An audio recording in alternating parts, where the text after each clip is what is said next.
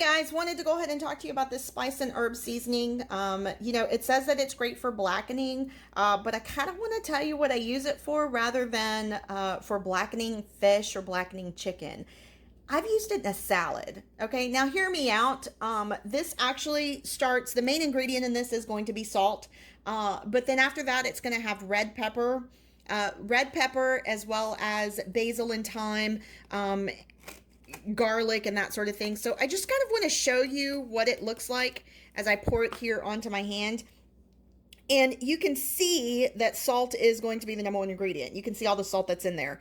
But then you can see the red pepper that is right here. And then all of these smaller things are going to be, of course, your thyme and your garlic, your basil, and that sort of thing. So I just kind of wanted to show that to you so that you could see what this looks like as far as the seasoning itself.